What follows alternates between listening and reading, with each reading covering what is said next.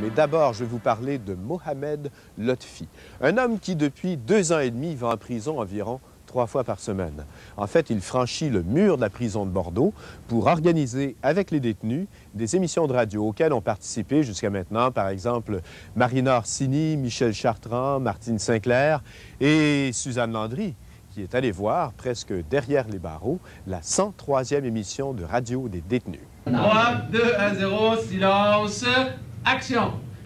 Steve, pour quelqu'un qui est en cavale comme toi, tu ne peux choisir meilleur espace que celui des souverains anonymes. Ce matin, une vingtaine de détenus de la prison de Bordeaux préparaient leur émission de radio.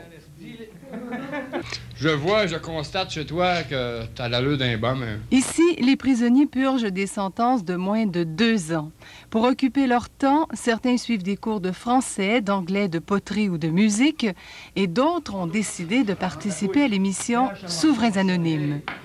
Jusqu'à maintenant, 72 personnalités de la scène culturelle et politique ont répondu aux questions des détenus. OK, je dis Steve, tu dis Steve.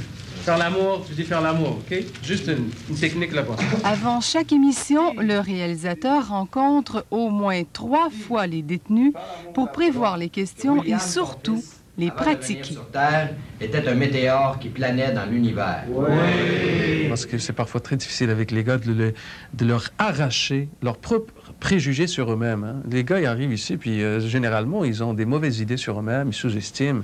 Alors, c'est ça qu'il faut arracher. Le gars qui se décourage vite, il dit « Oh, cette question, je ne suis pas capable. » Alors, il n'y a pas plus qui me Vous leur donnez une certaine confiance en eux. Ah, et puis avec force, là, comment dire, là, c'est le coach. À un moment donné, c'est le hockey ici.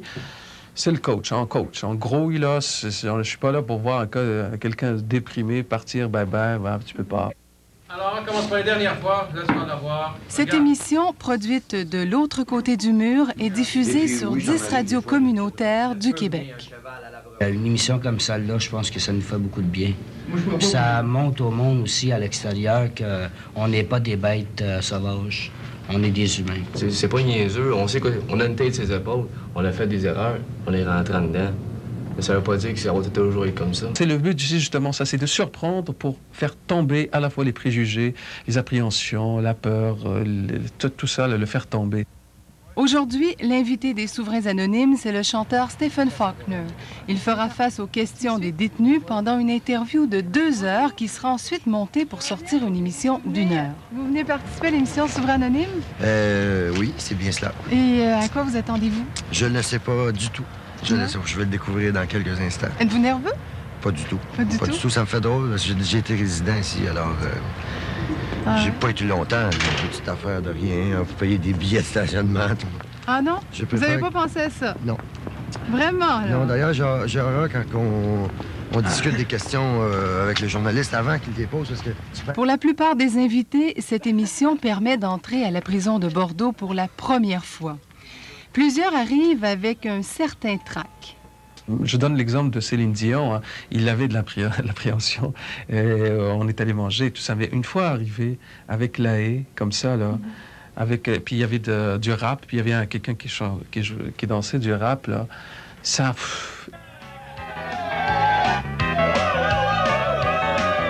Dès qu'on entre dans le petit studio des Souverains anonymes, l'atmosphère de la prison semble bien loin. Tu es resté 12 ans avant d'accoucher ton album Caboose. Ton train, est-ce qu'il roule au charbon, au gaz ou à la vapeur? Ici, on se sent libre. Quand tu as un contact avec le monde de l'extérieur, déjà, tu te sens plus libéré. Tu te sens plus devoir qu'en prison.